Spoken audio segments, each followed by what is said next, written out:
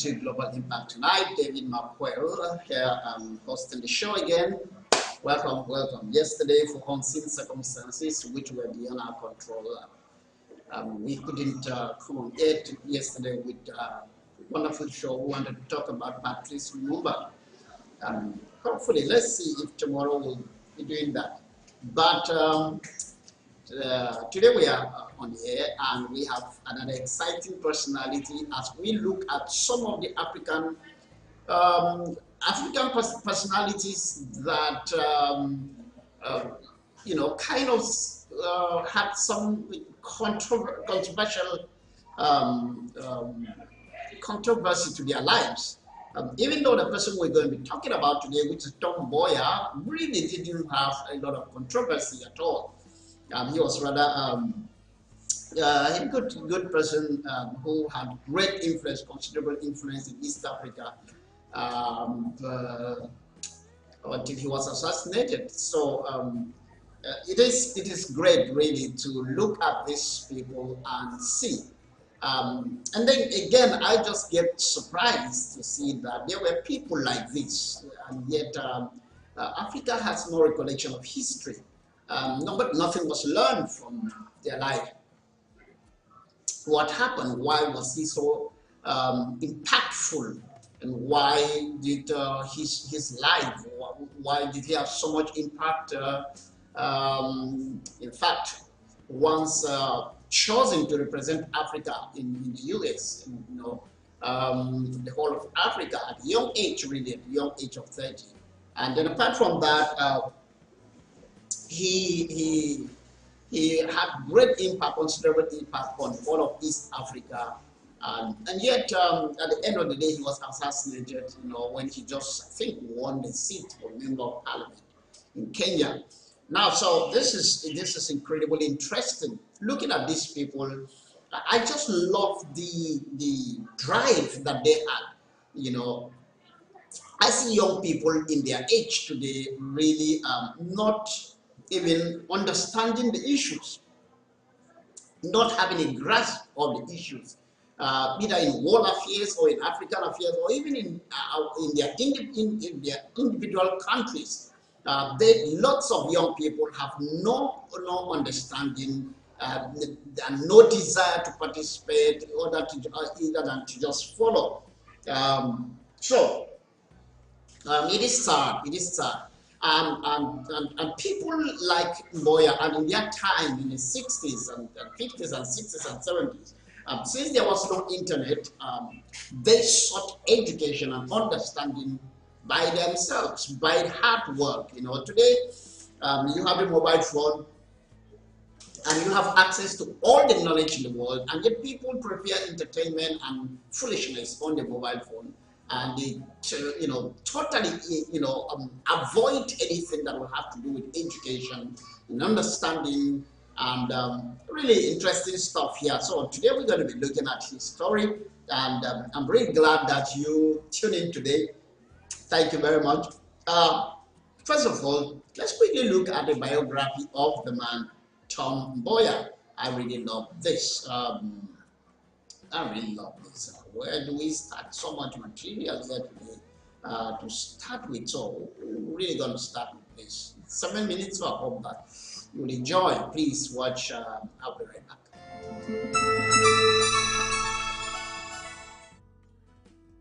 Hello. Welcome to BioGrade TV. If you're new here, please subscribe and turn on the notification button so you don't miss our next video. This is the biography of Tom Mboya. Thomas Joseph Odhiambo Mboya was born on the 15th of August in 1930 at Kilimambogo, Kenya. He was a Kenyan political leader until his assassination on the 5th of July 1969, 6 years after his country gained independence. Tom Mboya's father, a Luo tribesman from Rusinga Island in Lake Victoria, was an employee at a European Cecil estate. Mboya attended some mission schools and then stopped at the secondary level so his siblings could go to school. This was because his family had limited funds. Mboya later got enrolled at the Kenya Medical Department for training as a sanitary inspector from 1948 to the year 1950. Mboya had his first practical political experience when he got elected into the Student Council at the Kenya Medical Department. After he left there, he worked in Nairobi as a sanitary officer, which was when he founded Kenya's Local Government Workers Union, comprising of employees of the Nairobi City Council. Mboya became the General Secretary of the Union in 1953, maintaining the position for 4 years. His activities in union affairs caused some problems for him at work, so he stopped working as a sanitary officer. Mboya was impressed by Jomo Kenyatta's efforts in Kenya, hence he joined his political party, the Kenya African Union. He was one of the few African leaders who weren't detained during the Mau Mau rebellion in Kenya. Mboya was the treasurer of the Kenya African Union until the year 1953, when the British banned the party. He became the General Secretary of the Federation of Labour from 1953 to 1963, when he got elected into the board of the International Confederation of Free Trade Unions and gained some fame among the European and American supporters of the Confederation. Mboya was a main supporter of the Mombasa Dock strike of 1955, in which workers protested for a 33% pay rise. It was in this same year, 1955, that Mboya attended Ruskin College in Oxford for more study. When he returned from Oxford, he joined political activities immediately in the Kenya and got elected to the Legislative Council in 1957. In 1953, when Kenya gained her independence, Mboya became the Minister of Economic Planning and Development. He was still serving in this capacity when he got assassinated on the 5th of July in 1969. Here are some of his achievements. Mboya was a graduate of Mission School, which were some of the best during his time. He was a sanitary inspector in Nairobi.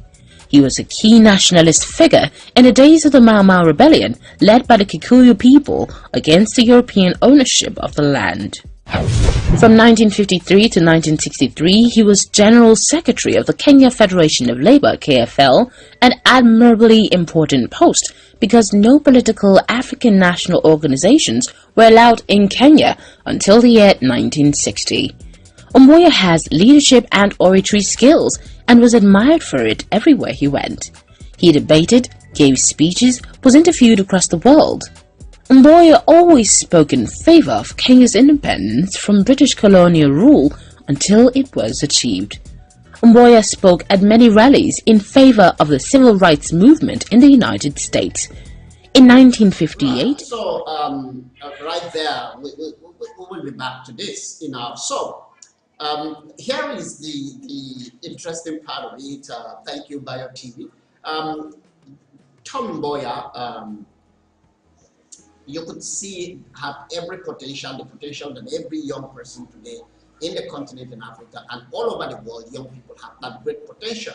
That potential is steered by an understanding of the issues, understanding what's going on, personal research, not just what somebody says, and it's really, really terrible when you depend on what somebody says. For example, a lot of people, I would say in Africa, depend on the media, depend on CNN. I've done a whole show on the media, and I think that I'm going to do that show again probably every year, because that is one of the biggest problems that we have in our generation.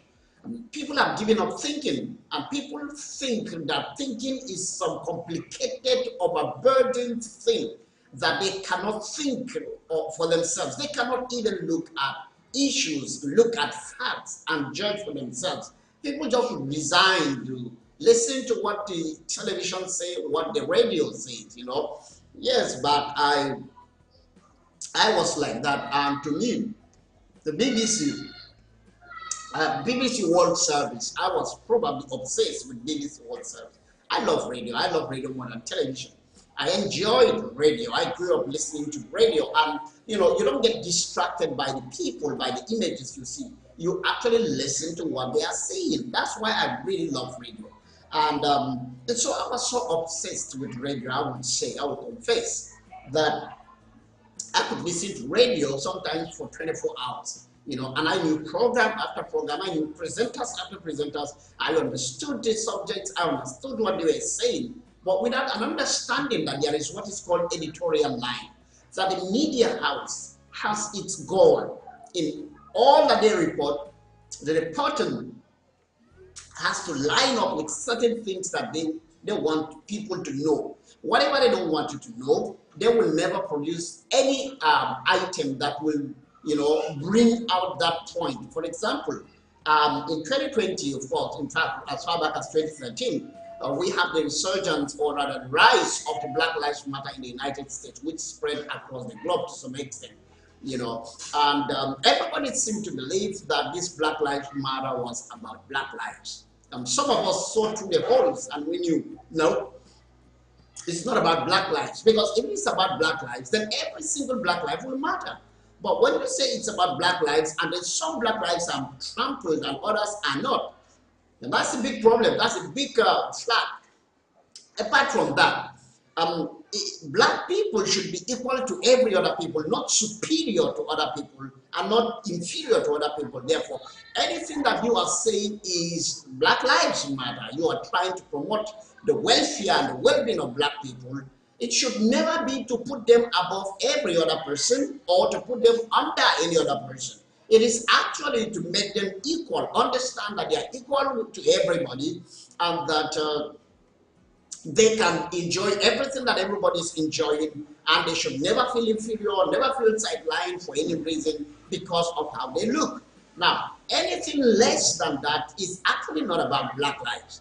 And then we see that people that did not buy that idea were vilified, even though they were Black people. People, for example, like Condoleezza Rice, people like Thomas Sowell, people like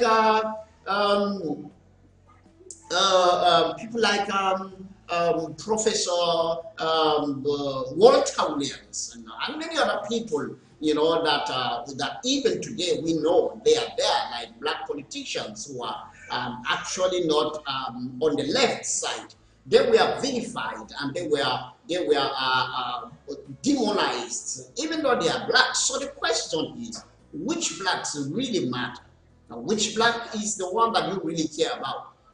And so we didn't buy from it. We didn't buy that idea. And that is when you understand that you are actually, your eyes are wide awake. Because you don't just follow things. You don't just follow things. You follow things because you examine the facts for yourself. And I would rely on my wife to verify the facts for me. I would rely on my dad, and I would not rely on my pastor. Oh, their opinions could be valid and wonderful. But I have to verify everything for myself so that I will have personal understanding and a conviction of what we are talking about. And so, young people then in the days of Mboya really studied, actually looked at the facts and looked at the issues and judged the issues in that respect. And that is what we learn today. So I will be right back after this break, and we will look again at these issues more squarely. So please don't go.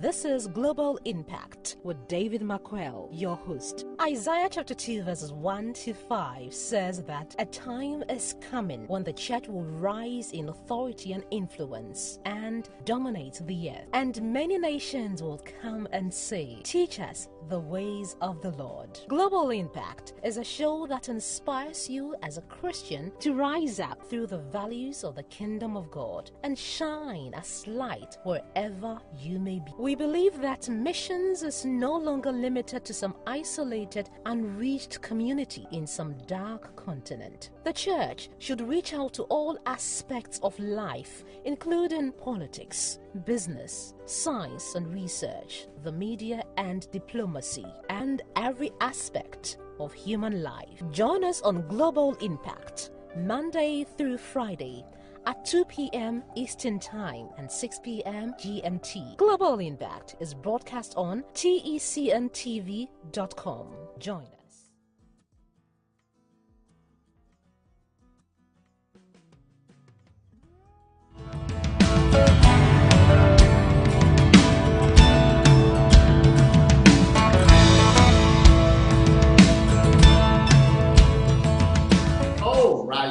welcome back to the show. David Makwel again. Today we are looking at the extraordinary life of Tom Mboya, one of the greatest that lived in Africa and never really saw the fullness of his potentials because he was assassinated.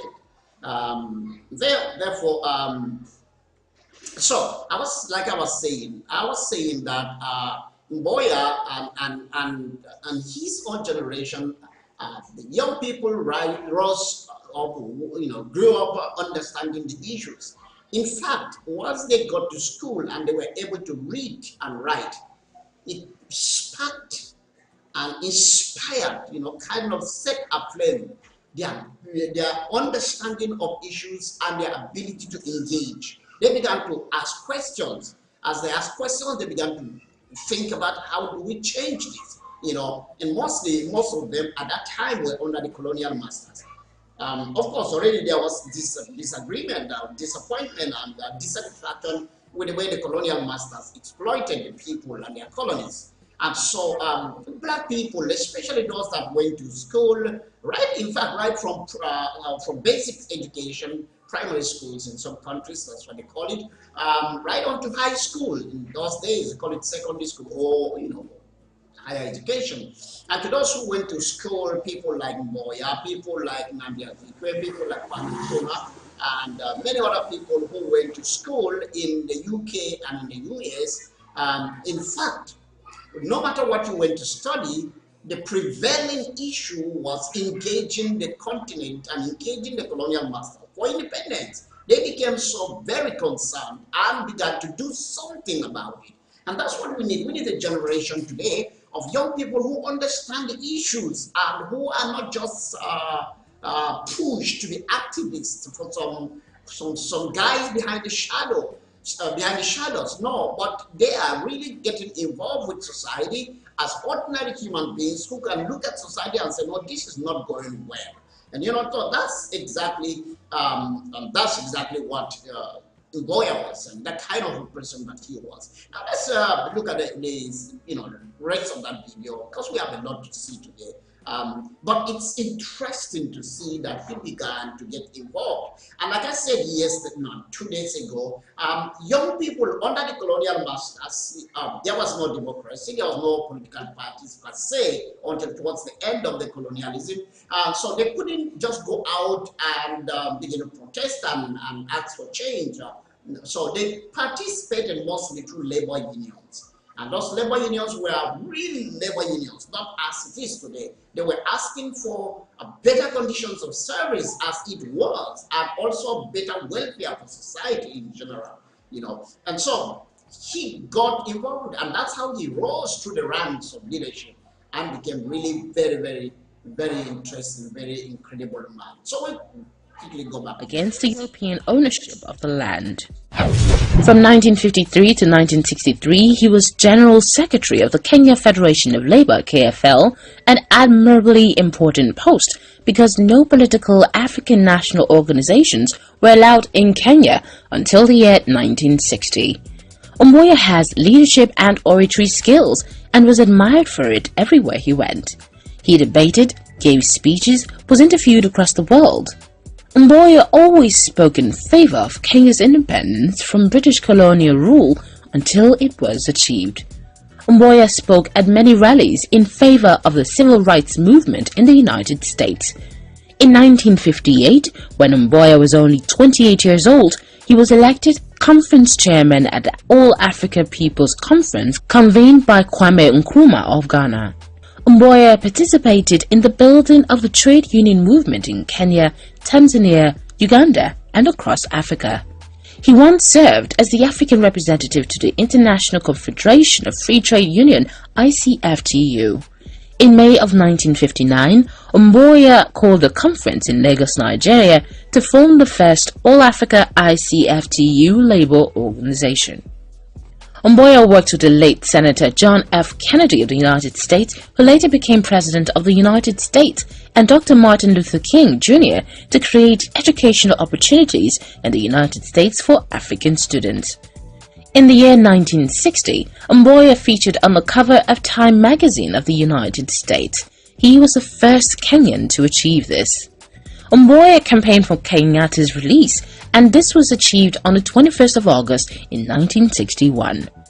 Mboya was appointed as the first cabinet minister for Labour in the Independent Republic of Kenya. Mboya created the National Society Security Fund, which was Kenya's social security scheme. Mboya also established an industrial court to hear labour management cases. Mboya married Pamela Odede in 1960. They held their wedding at St. Peter's Clavers Church in Nairobi. They had 5 children, namely Maureen Odero, Dr. Susan Mboya, Luke Mboya, Peter and Patrick Mboya. After Mboya's death, Pamela had another son with her brother-in-law in accordance with the Luo tradition. They named the boy Tom Mboya Jr. in her late husband's honor. She later got appointed as an ambassador. Did you know some facts about Mboya? A statue of Mboya was set up on Moa Avenue, where he was killed.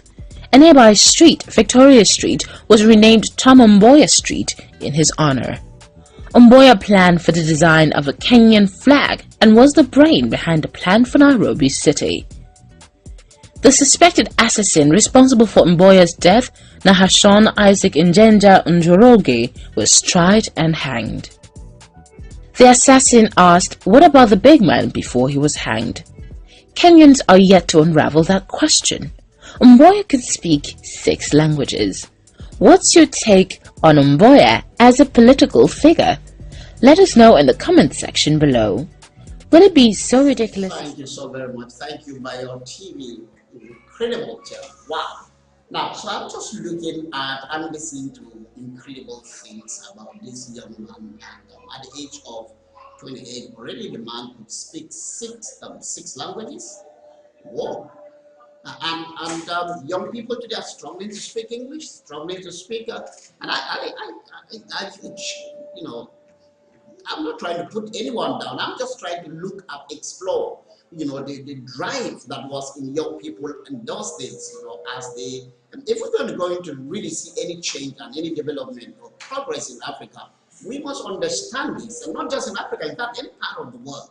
We must understand that the young people are actually the brain, the strength behind everything, not separating some old men, people who have outlived their time and who have lost all drive and all energy. No, it is young people who are talented, young people who are dedicated, young people who are hardworking, that should be given the chance to look at the incredible achievement this young man had, born in a village somewhere, and then made so much incredible progress in his life, traveled to, I mean, all over Africa, Nigeria, Ghana, and then traveled to the United States, to UK, and somebody may say he had the chance. But you see, listen, if you work hard, you will have the chance. If you don't work hard, you will not have any chance. You know? When we put our best, put our effort into life, and also put our strength into understanding society, and see how we can contribute to society, making it a better place.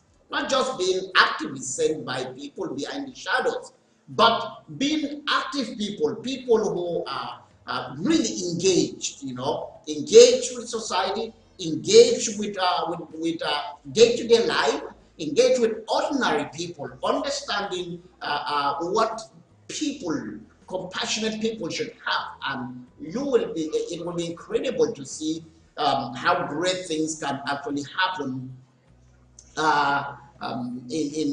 through us and in our lives. I'm quite amazed. I mean, he actually campaigned for the release of Jomo Kenyatta. Wow, that's truly incredible. And little later, we're going to see that. We're going to look into that and see more detailing, you know, some of the things that Tom Mboya was able to do.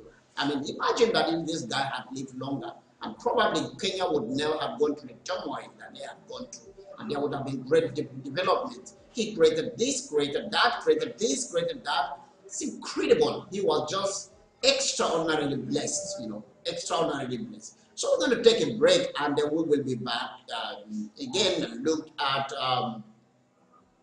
this wonderful, wonderful history here, right, unfolding before us. You know, it's incredible. I'll be right back after this.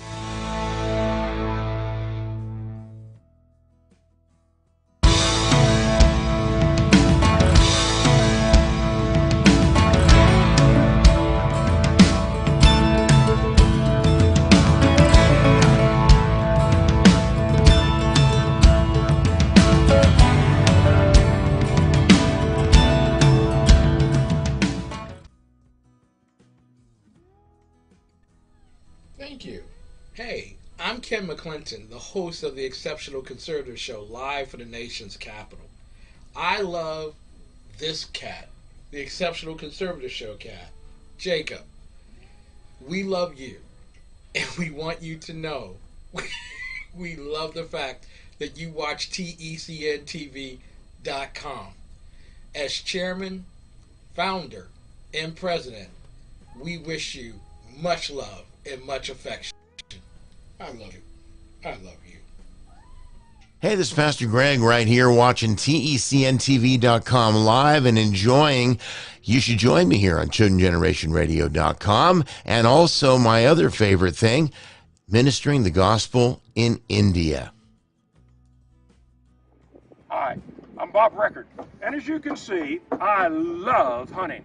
And I also love watching TECNTV.com. Why don't you join me in doing that? But in the meantime, I'm headed back to the field. See you later.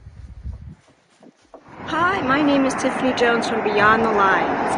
And when I'm not exploring Los Angeles, I am watching TECNTV.com. TECNTV.com.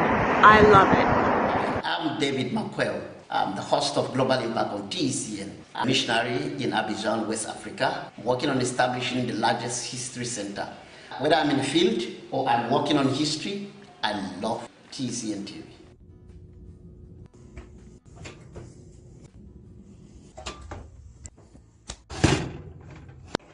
When I'm not making delicious cookies, I'm watching TECNTV.com. Hi, I'm Randy. I love the golf. Yep. And I love TECNTV.com.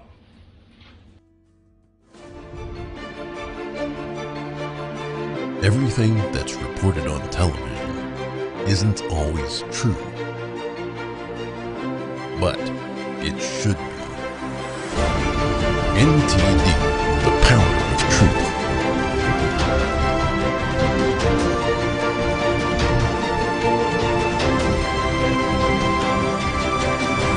Now available 24/7 on television and streaming platforms.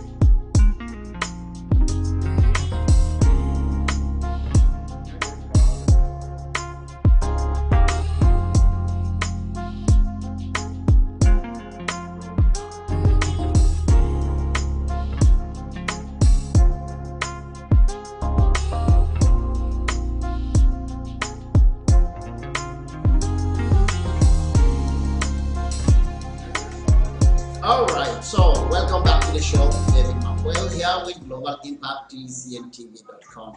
God bless you. Thank you so much for tuning in. We're talking about Patrick Mboya. We're talking about Tom Mboya. And I'd like us to listen to the man himself, because before we go back to what we're talking about, I really want us to hear his voice. Please, just listen. Wholly and totally Dr. Nkrumah's. No, I don't think so. Mr. Mboya, you've been elected chairman of this conference. I wonder, would you tell me what it is about? This is the first conference of all African political and trade union leaders ever to be held in Africa. The purpose of it is to try and get all these leaders to come together and discuss African problems with a view, of course, to trying to find out means and ways of collectively trying to fight against things like imperialism and colonialism, racialism, tribalism, and of course questions of boundaries between states and that sort of thing. So you believe in Africa for Africans? Well, I believe in Africa for the Africans in the context that there is a place called Africa, and that the people who live in that place must want to call themselves Africans. And by that, of course, I'm referring particularly to the non-Africans, the immigrant communities who have decided to make parts of Africa their homes, in South Africa, in French Africa, and in East and Central Africa. We believe that if they want to live in Africa, they must identify themselves with the Africans. They cannot live in Africa and still claim to be Europeans, Americans, or any other nationalities. Wow, that's truly incredible.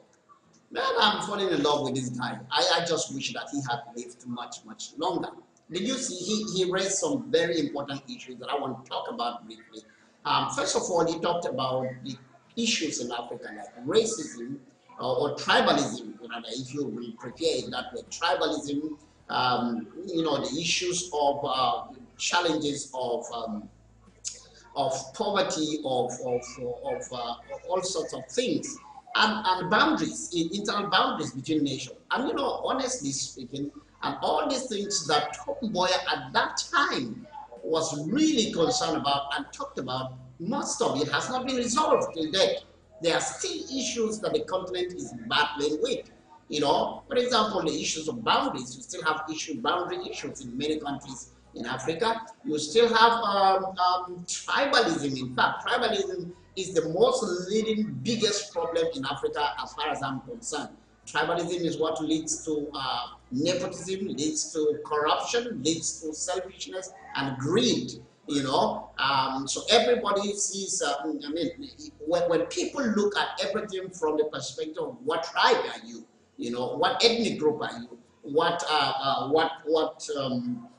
area, where are you from, you have a big issue there. It becomes a big issue, and it's a big issue. For example, in many countries in Africa, if not all countries, for someone to win an election to be a president of the country, he must either be from the majority tribe. In fact, in most cases, the person must be from the majority tribe, ethnic group. For example, in Nigeria, the Hausas, the Yorubas, and the Igbos are the top ranking. In fact, the Hausas and the Yorubas are the leading larger ethnic groups. So if you are going to ever win the election, you either belong to one of them or you get the blessing of one of them. Otherwise, it's just impossible on the basis of merit that you can run for office in Nigeria and win. Case in point, in the state of Benue State, Nigeria, one of the leading voices in Benue State was Colonel, I think Major General. I think he became Major General or even General Lawrence Onoja. Lawrence Onoja was quite a great administrator. He was governor in many states, military administrator in many states. And yet, because he is an Idoma in Benue State and the Lago Pride tribe and the teams, it becomes virtually he contested for office, will never win it. After his retirement, it's just impossible to win as long as your tribe is the smallest tribe, no matter how qualified you are, no matter how exposed you are. And it's the same thing in Ghana. If you're in Ghana and you are not an account, you must get the blessing of the accounts. If not, forget it. It will be virtually impossible, either the accounts or the Evers. You either belong to one of them, and the Fantis. The Fantis are part of the account. And if you don't, it will virtually be impossible for you to win any election and be something, be governed. Even if you are highly super qualified, even if you don't understand the issues very well, even if you are very gifted and you have great experience, as long as you belong to the smallest ethnic group, it becomes difficult. So you see, and that is what Mboya was talking about. Ethnicity, tribalism, and all these things have completely spoiled everything. And so we go to every country, almost every country in Africa, if a position is to be filled, everyone will be looking for someone from his own ethnic group to fill in the position. Not who is qualified, no, who has the ability to make life better for our people. No, who speaks the same dialect with me, who is from the same state, the same region or province with me. And that's truly a shame. Again, Mboya talked about one other aspect that I really want to touch about. He talked about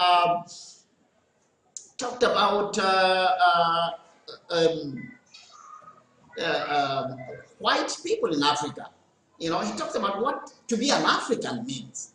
And he said to be an African means to live in Africa, to identify as an African. And he said particularly he was speaking to the white people who were in Africa, especially in South Africa, in French African countries, and in East Africa and Central Africa. That's where you have lots of white people. You know, in South Africa, in Zimbabwe, in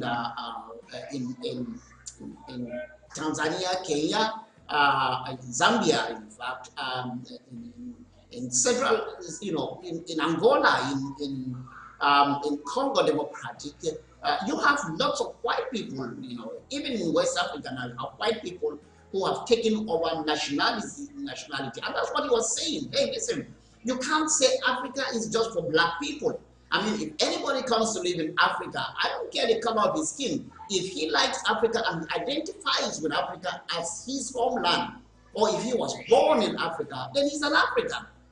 You know, if you don't agree he's an African, then that's racism. I mean, that's what's called racism. Actually, you know.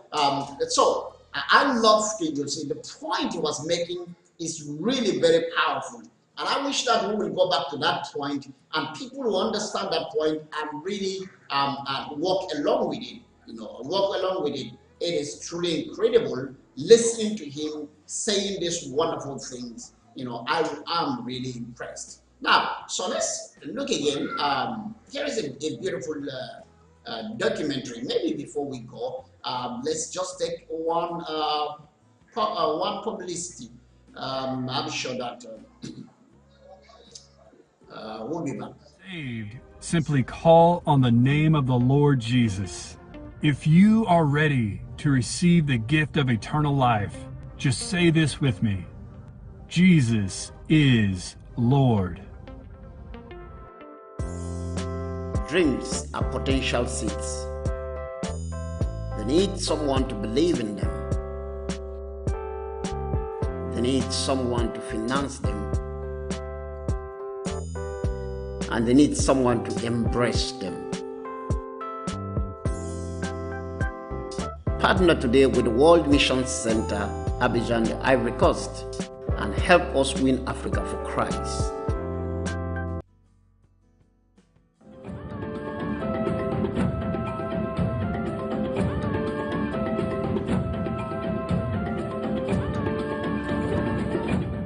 Now picture this, at the age of 29 years, he is invited to the United States of America to address a historic civil rights movement rally together with Dr. Martin Luther King Jr. In his mid-20s, he is elected the spokesperson for the African continent at the International Confederation for Free Trade. He is the world's most celebrated labor leader from Africa, even before Kenya attains her independence. So who was he? What was his vision and vision? The inimitable Tom Mboya. This is his untold story. My name is Duncan Haimba. Born on August 15, 1930, Tom Joseph Mboya rose from a humble background to become an enigmatic, colossal, and inimitable labor unionist and political leader whose short stint in the political arena continues to mesmerize many to date. Just who was Tom Mboya? Tom Mboya is said to have been a politician well ahead of his time, one who had great intellect and an orator par excellence. Always stated that our independence cannot be complete if in fact there is any part of the world where the black man is not accorded his rightful position in. He was a trade unionist who gained international recognition way before he plunged into the murky waters of politics. First and foremost, I must tell you that Tom Mboya is the most world celebrated labor leader from Africa. Tom was a genius because in his 20s, he was speaking for Africa at the International Confederation of Free Trade Unions. He moved from there on elective position representing the whole continent. I've been the vice president of that organization, but Tom was specifically a spokesperson for Africa during those days. And from there, I think at the age of 25, he went to Ruskin College. He was in the trade union movement, mark you. He went at Ruskin College, Oxford, to do his course in labor relations and management of trade unions, including an access to economics. He was an economist of very high caliber. Tom Mboya institutionalized the labor movement not only here in Kenya, but across the continent, and rose to become the first African to sit on the International Confederation of Free Trade Union Board. Even before most African countries gained independence, Mboya had already become a household name on the international arena. 1959 was arguably the year that marked the watershed period of Mboya's life. It was the year that revealed to the world just who Tom Mboya was. In April that year, the trade unionists visited Washington, D.C. at the invitation of the American Committee on Africa. It is during the visit that he secured scholarships for East African students to study in various universities, courtesy of the African American Students Foundation. He successfully raised funds to support students from East Africa. At the time, there was no single university in Kenya. He used his connections to organize the famous Airlift Africa project. About 800 students from East Africa were awarded scholarships between 1959 and 1963. The first airlift had 81 students, among them the late Barack Obama Sr., father to former U.S. President Barack Obama. The late Nobel Peace Laureate Professor Wangari Maathai was also among the beneficiaries. It was called the famous Flight of 81. It was 1959 when I learned that there was a program between Honorable Mboya and the Kennedy of the United States of America. I didn't know what to do when I was taking my studies. I inquired the program. I was told it's an arrangement between Honorable Mboya, late Mboya, with President Kennedy, that children or students who did not have an opportunity to continue with their education here in Kenya can apply from American colleges and universities. And when they are admitted, the Kennedy's family will airlift the students to America. It so happened that I had just finished my London matriculation examination, of which I was accepted by the same program to go to America. Reverend Daniel Mbai was among the lucky 81. The program was so successful that it engaged the endorsements of singer Harry Belafonte, baseball great Jackie Robinson, and actor Sidney Poitier, who lent their names on a letter asking Americans to donate money to help Africans to secure travel to America. This program was called Airlift America in 1959. In 1959, they brought, separately from the 81 original students, there was a young man who came to school in Hawaii, and his name was Barack Obama Sr. On April the 11th, 1959, Tom Mboya not only march with Dr. King. Tormund Boyer spoke at a Dr. King rally. And on May 13, 1959, the SCLC and Dr. Martin Luther King sponsored Tormund Boyer an African Freedom Dinner. Also in 1959, Tormund Boyer was so popular in America that Howard University awarded him an honorary doctorate degree. But it was in April same year, 1959, when the trade unionist perhaps surprised the country, the continent, and maybe Americans as well, when he was invited to address a historic civil rights movement rally together with Martin Luther King Jr. in Washington, D.C., the seat of power of the free world. Than the eradication of poverty, disease, and ignorance.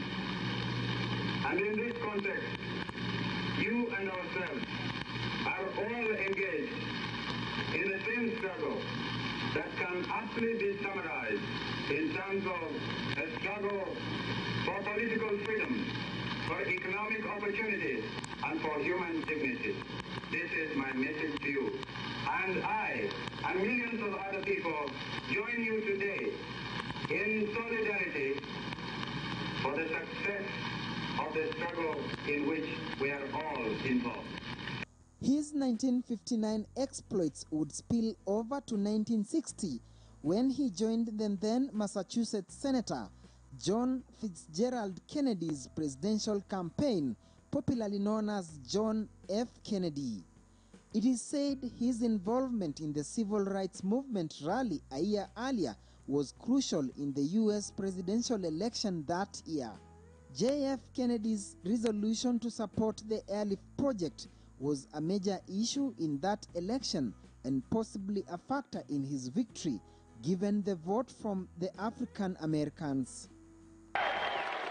This is said to have been on the 26th July 1960, when Tom Mboya met Democratic presidential nominee Senator John F. Kennedy, becoming arguably the most significant African to influence American history, culture, and politics. John F. Kennedy agreed in July of 1960 that since they could not find sponsorship, he did not want to let these scholarships go to waste.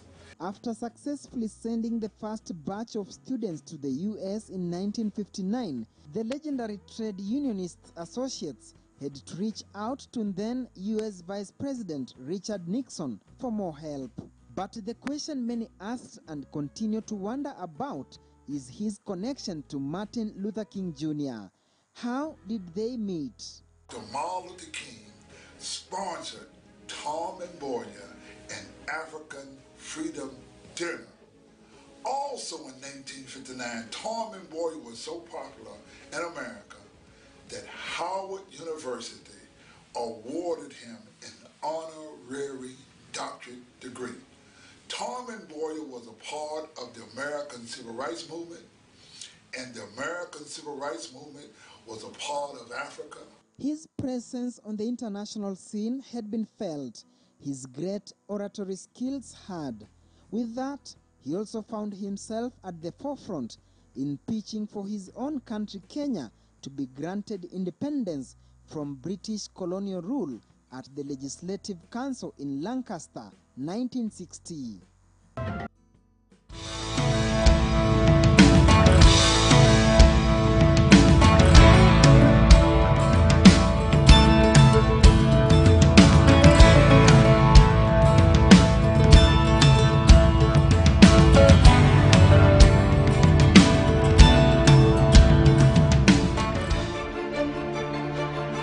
Everything that's reported on television isn't always true,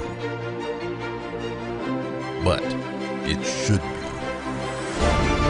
NTD, the power of truth.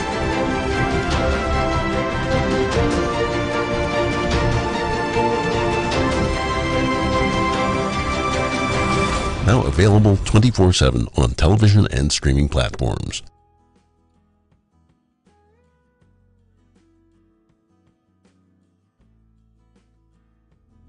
What happened to the church?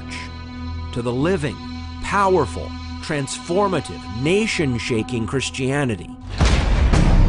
What they're trying to do is completely demolish Western civilization and then to rebuild it in a just society.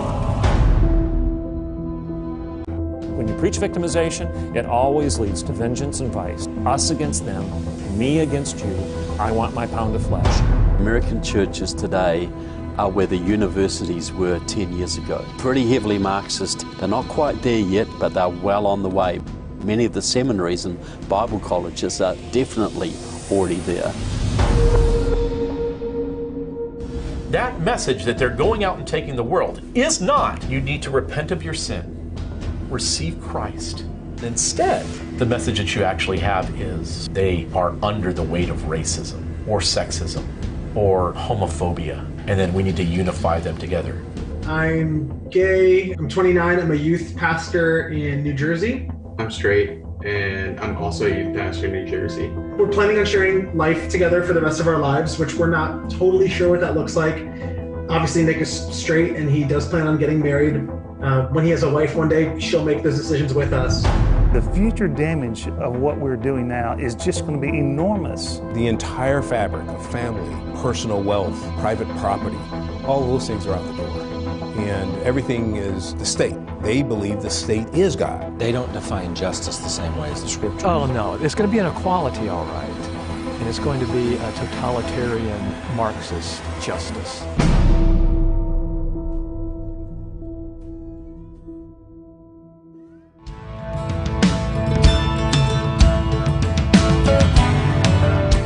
Okay, so welcome back to the show. Thank you so very much. Wonderful. The life of Tom Mboya, it's incredible. You never knew. I just knew that this is actually how the late father of Barack Obama got to the United States, through the labor and effort of Tom Mboya, as he secured scholarship for students from East Africa. And Wangari Maathai, late Wangari Maathai, and many other people who benefited from this scholarship. It's incredible. And thank God also for the late President Kennedy, whose family completely, financed the airlifting of those students from Kenya and from East Africa to the United States.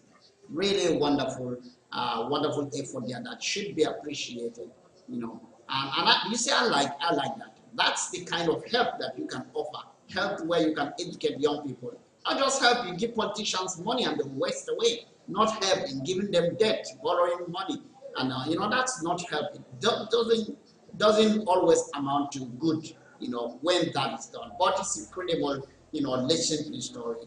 And now let's quickly look at how Tom Mboya's life ended, shortly and prematurely.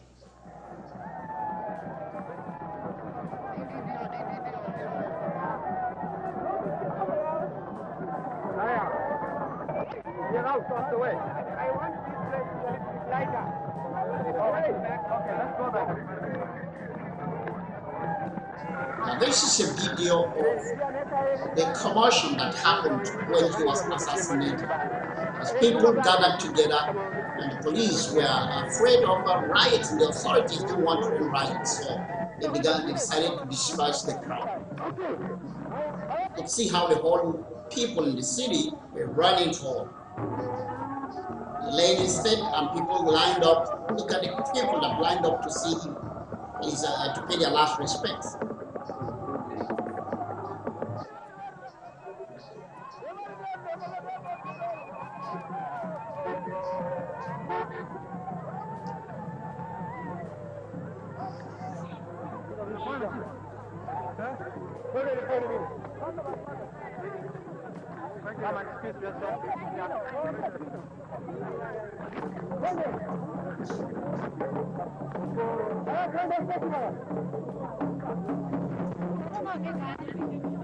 As a funeral procession, as people were heading up to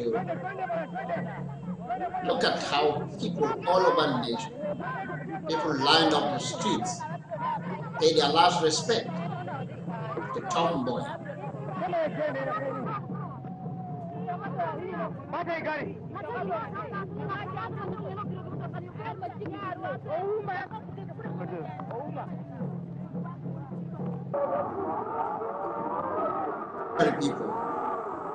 Ordinary people really loved him.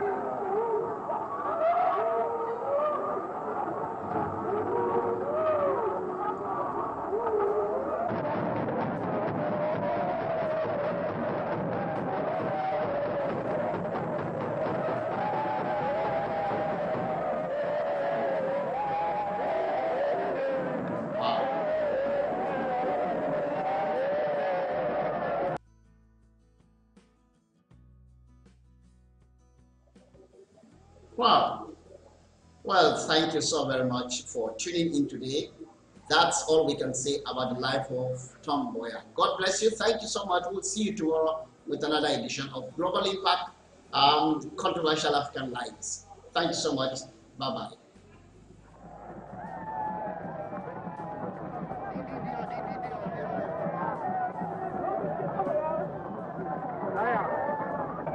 Get out of the way.